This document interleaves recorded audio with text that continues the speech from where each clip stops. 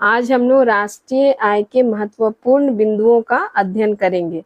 First point है, देखिए, एक लेखा वर्ष में किसी देश की घरेलू सीमा में सभी उत्पादकों द्वारा जितनी भी अंतिम वस्तुओं और सेवाओं का उत्पादन होता है, जिसमें मूल्यह्रास, जिसे इंग्लिश में डेप्रिसिएशन भी कहते हैं, शामिल होता है, उनकी बाजार कीमत के योग यानी जोड़ को क्या कहा जाता है? तो इसका आंसर है, देख लीजिए, शॉर्ट में लिखा हुआ GDP-MP। MP क्या है? M मार्केट यानी बाजार, P कीमत प्राइस, G सकल, D घरेलू जिसे डोमेस्टिक कहते हैं, और P क्या है? प्रोडक्ट उत्पाद। यानी हम लोग शॉर्ट में GDP-MP कहते हैं और इसे बाजार कीमत पर सकल घरेलू उत्पाद भी कहा जाता है। सेकंड पॉइंट देखिए, एक प्रश्न चिन्ह लगा हुआ है यहाँ पर, GNP-MP का पूछ रहा है कि क्या फॉर्मूला होता है। सबसे पहले तो GNP-MP क्या है वो हम लोग समझेंगे। MP तो देख ही लिए हैं, बाजार कीमत है, G सकल या ग्रॉस को बोलते हैं, N नेशनल राष्ट्रीय, और P प्रोडक्ट को कहते हैं। ठीक है, तो इसका फॉर्मूला क्या हो जाएगा? GDP-MP प्लस विदेशों से प्राप्त शुद्ध साधन आय। अब यहाँ पर देख लेते हैं, GDP-MP क्या है? G gross, D domestic, P product है, MP प्लस विदेशों से शुद्ध साधन आय को हम लोग शॉर्ट में NFIA भी कहते हैं, net factor income from abroad. Third point देखिए, फिर से एक प्रश्न चिन्ह लगा हुआ, NNP-MP is equals to question mark है कि इसका फॉर्मूला क्या होता है? तो यहाँ पर देख लीजिए, NNP-MP पहले है क्या? N मतलब नेट या शुद्ध बोलेंगे, फिर एक और N है नेशनल राष्ट्रीय, P क्या है? उत्पाद प्रोडक्ट, MP बाजार कीमत। बोले इसका फॉर्मूला क्या होता है? इसका फॉर्मूला है GNP-MP माइनस घिसावट। ठीक है, GNP gross national product at market price minus depreciation. ठीक है, कुछ नेक्स्ट है, हम लोग 4 में जाएंगे। यहाँ पे देखिए, थोड़ा इसको करेक्शन कीजिएगा, घिसावट होता है, त नहीं, ट होगा। घिसावट में किस निम्न में से किसको घिसावट किस में सम्मिलित होता है? तो देख लीजिए, इसमें GNP-MP ग्रॉस मतलब उसमें घिसावट सम्मिलित है। ठीक है, और जब माइनस डेप्रिसिएशन करते हैं तब हमें नेट मिलता है, यानी इसका आंसर क्या है? GNP-MP। घिसावट को ट कर लीजिएगा।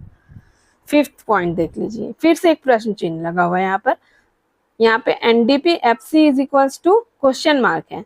पहले तो देख लीजिए, ऊपर में सारा MP था, अभी क्या है? FC।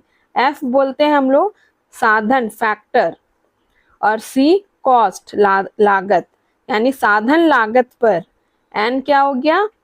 नेट शुद्ध, D क्या हो गया? डोमेस्टिक घरेलू, और P क्या हो गया? प्रोडक्ट।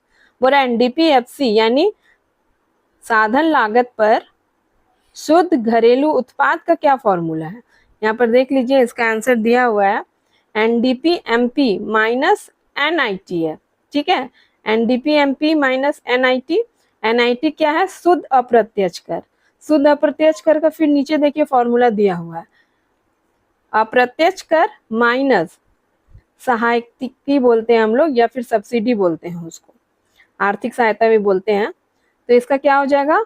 तो जब हम लोग ब्रैकेट ओपन करेंगे तो क्या हो जाएगा इसका formula? NDP-MP minus IT plus subsidy. देखिए, इसको फिर हम लोग हिंदी में देख लेते हैं, साधन लागत पर शुद्ध घरेलू उत्पाद बराबर बाजार कीमत पर सकल घरेलू उत्पाद माइनस अप्रत्यक्ष कर प्लस S जो है वो क्या है? आर्थिक सहायता, सब्सिडी, सहायकी भी बोलते हैं। सिक्स्थ देख लीजिए, साधन लागत पर शुद्ध घरेलू उत्पाद को क्या कहा जाता है? तो इसे राष्ट्रीय आय कहा जाता है। अब शॉर्ट में देख लीजिए, साधन लागत पर शुद्ध घरेलू उत्पाद को क्या बोलेंगे? शुद्ध यानी हो गया नेट, N घरेलू, D उत्पाद प्रोडक्ट, और FC NDP-FC eight factor cost को हम लोग क्या बोलेंगे? राष्ट्रीय आय। 7th पॉइंट, 7 नंबर में देख लीजिए, राष्ट्रीय आय में सम्मिलित किए जाते हैं, क्या क्या सम्मिलित किए जाते हैं? लगान, मजदूरी, वेतन, ब्याज और लाभ। ठीक है, नेक्स्ट है 8, अस्थाई पूंजी के उपभोग को कहा जाता है। अस्थाई पूंजी यानी हम लोग कहते हैं कैपिटल कंजम्पशन, ठीक है, वो क्या है, फिक्स्ड कैपिटल कंजम्पशन। उसमें हम लोग क्या क्या सम्मिलित करेंगे, पूंजी निर्माण, मूल्यह्रास और निवेश। नेक्स्ट 9 नंबर देख लीजिए, एक फॉर्मूला है यहाँ पर दिया हुआ है, प्रयोज्य आय इज इक्वल्स टू क्या है, व्यक्तिगत आय माइनस प्रत्यक्ष कर। प्रयोज्य आय को डिस्पोजेबल इनकम कहते हैं, व्यक्तिगत आय पर्सनल इनकम और प्रत्यक्ष कर डायरेक्ट टैक्स। 10th देख लीजिए, किसी अर्थव्यवस्था में एक वर्ष के अंतर्गत उत्पादित अंतिम वस्तुओं तथा सेवाओं के बाजार मूल्य को कहते हैं। तो क्या हो जाएगा, सकल घरेलू उत्पाद, जिसे कि जीडीपी कहते हैं। 11th नंबर है, राष्ट्रीय आय को मापने की कौन कौन सी विधियां हैं, तो ये 3 विधियां हैं, उत्पादन विधि, आय विधि, व्यय विधि। उत्पादन विधि को प्रोडक्ट मेथड कहते हैं, आय विधि को इनकम मेथड और व्यय विधि को एक्सपेंडिचर मेथड कहते हैं। 12th नंबर है, एक अर्थव्यवस्था में कितने क्षेत्रक है, एक अर्थव्यवस्था में 3 क्षेत्रक है, प्राथमिक, द्वितीयक एवं तृतीयक क्षेत्र सम्मिलित होते हैं।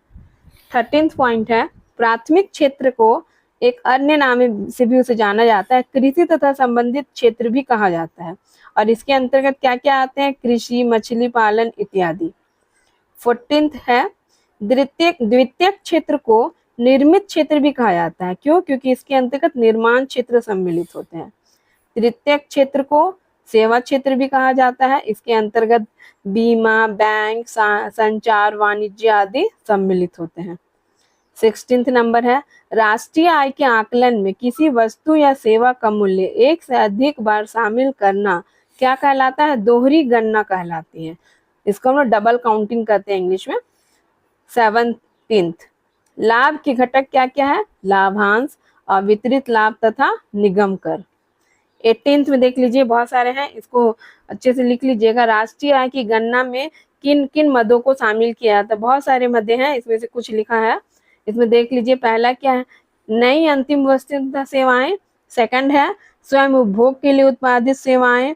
थर्ड है, स्वयं उपभोग में लाए जा रहे मकान का किराया। 4th, अचल पूंजी का स्वलेखा उत्पादन। 5th, सरकारी निःशुल्क सेवाएं। 6th, आवास सेवाएं। 7th, वेतन में रखे गए श्रमिक की सेवा। 8th, श्रमिकों को दिया जाने वाला निःशुल्क भोजन। 9th, दलाली का कमीशन। 10th, bonus. 11th, भारतीय कंपनी द्वारा विदेश में अर्जित आय।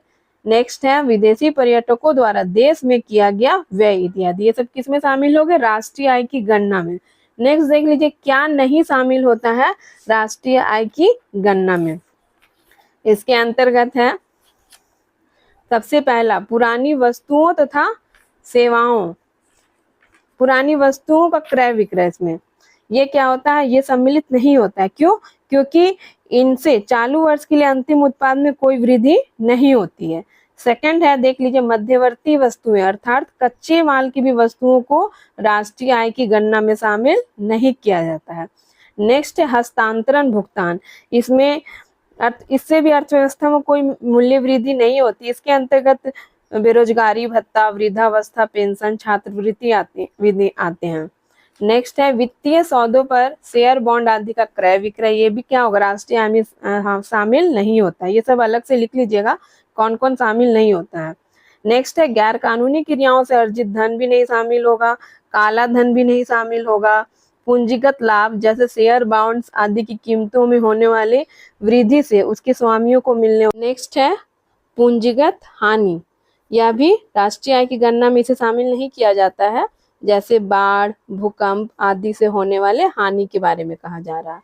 नेक्स्ट है, अप्रत्याशित लाभ, जैसे लॉटरी से प्राप्त धन आदि को भी राष्ट्रीय आय की गणना में शामिल नहीं किया जाता।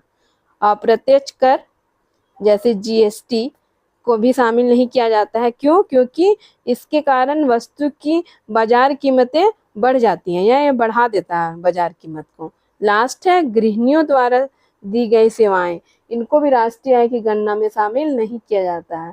इसको अलग कॉलम बनाकर अच्छे से लिख लीजिएगा, इससे क्वेश्चन जरूर। 20वां पॉइंट है, जीएनपी डिफ्लेशन, जिसे हिंदी में जीएनपी अविस्फीतक भी कहते हैं, क्या है, तो इसका एक फॉर्मूला है, देख लीजिए, जीएनपी डिफ्लेटर, ठीक है, जीएनपी अविस्फीतक बराबर नॉमिनल जीएनपी नॉमिनल को नकद बोलते हैं, नकद GNP divided by real GNP यानी वास्तविक जीएनपी इनटू 100 होगा। ठीक है। 21वां बिंदु है, दर्जी की दुकान में उपयोग के लिए सिलाई मशीन पूंजीगत वस्तु का क्या है, एक उदाहरण है। यानी इससे क्या कर रहा है, वह और सामान बना रहा है और कपड़े सिल रहा है और उसको वो बेच रहा है, इसीलिए वो उसका पूंजीगत वस्तु हो गया। 22वां पॉइंट है, आपके बैंक खाते में अगर 4 सितंबर एक पार्टिकुलर डेट दिया गया है, ठीक है, 2024 को 5,000 रुपया है, तो यह किसका उदाहरण है, यह स्टॉक का उदाहरण है। नेक्स्ट है, आय के चक्रीय प्रवाह मॉडल में देख लीजिए, विक्रेता से क्रेता की ओर वस्तु एवं सेवाओं के प्रवाह को, यहाँ पे किसका प्रवाह हो रहा है, वस्तु और सेवा का, इसलिए इसे हम लोग वास्तविक प्रवाह कहते हैं। और अगर यहाँ पर लिखता मुद्रा का प्रवाह हो रहा है तो वो मौद्रिक प्रवाह कहलाता।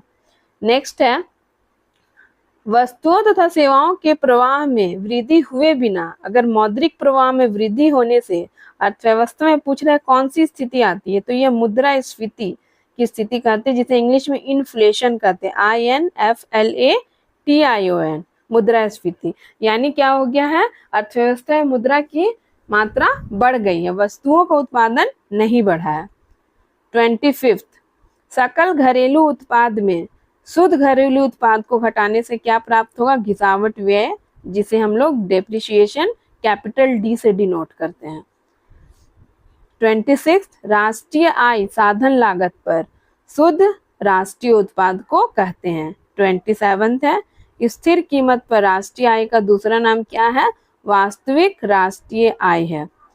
नेक्स्ट है, राष्ट्रीय आय के आंकड़ों से लोगों के आर्थिक कल्याण की जानकारी नहीं मिल सकती है। नेक्स्ट है, अप्रत्यक्ष कर में से अनुदान को घटाने से क्या प्राप्त होगा, शुद्ध अप्रत्यक्ष कर, जिसे हम लोग NIT कहते हैं, नेट इनडायरेक्ट टैक्स कहते हैं। NIT का फॉर्मूला तो पहले ही लिखा हुआ है, IT माइनस सब्सिडी। 30वां है, अगर किसी देश की निर्यात की तुलना में आयात अधिक है तो हम लोग उसे क्या बोलेंगे, तो उसे उस देश का बोल रहा है सकल घरेलू उत्पाद की तुलना में सकल राष्ट्रीय उत्पाद क्या है, कम हो गई है। यहाँ पे बड़ा उल है, उसको ये कीजिएगा, इग्नोर कीजिएगा। सकल राष्ट्रीय उत्पाद क्या है, कम है, किससे, सकल घरेलू उत्पाद की तुलना में।